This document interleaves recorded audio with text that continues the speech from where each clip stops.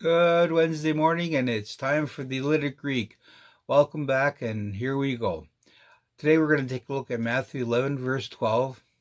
And from the days of John the Baptist until now, the kingdom of heaven suffers violence, and the violent take it by force. Now, I quite often use the Amplified Bible, but today I found the version that I thought was interesting. Comes from the New International Version. The kingdom of heaven has been subject to violence, and violent people have been raiding it. So you think of a raider, and right away you think of Viking raiders. Kill, plunge, destroy. Actually, when you think about kill, plunge, and destroy, who does that but Satan?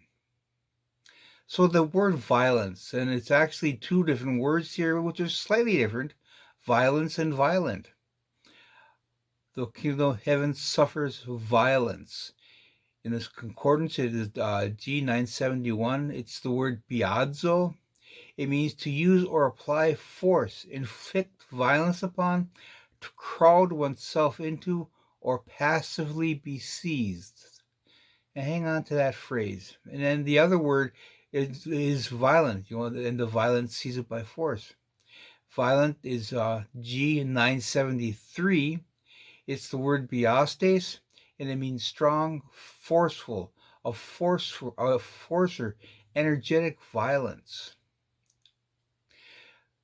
The world is full of violence these days, and we see it so much around us that we can be overwhelmed by all of it, and it purposely wants to build in a sense of helplessness and hopelessness.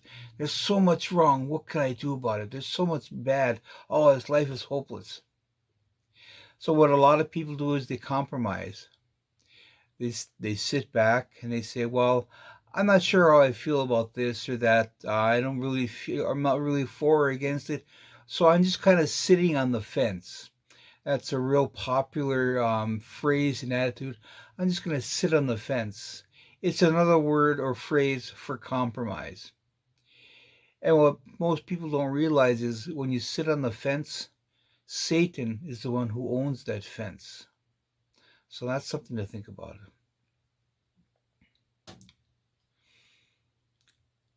But again, violence. We see all that violence around us. It can crowd you into a corner.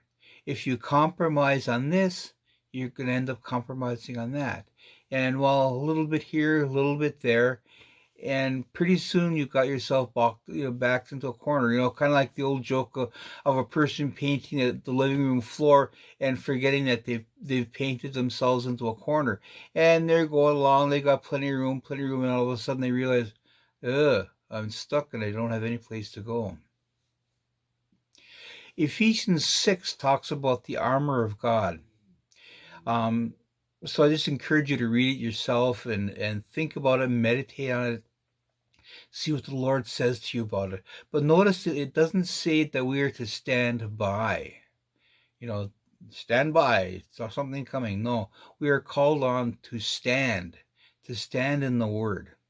We're told to gird on the belt of truth, not to wear comfortable, loose suspenders of spirituality that will support any whim of compromise and doctrine. Oh yeah, that sounds good. I'll just kind of hang it here on my suspenders. No, we are called to put on the belt of truth, and that belt of truth gives stability to the body. When I was younger and more foolish, I rode motocross bikes a lot and managed to survive it. But one of the things I learned very quickly is if you're going to ride motocross, you have to wear a kidney belt.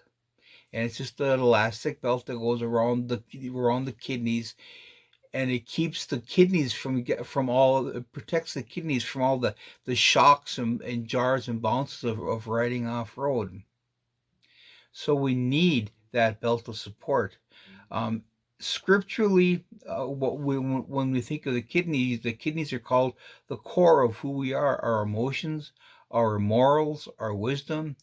So are we basing ourselves on wisdom that's just kind of hung off of loose suspenders and jangling around, or are we basing ourselves on the word of truth? You have to be firmly girded in the truth. You have to stand firmly in the truth of God. Anything else, and you will fail. Thanks again for stopping by and listening. I appreciate your coming. Lord bless you all and have a good day.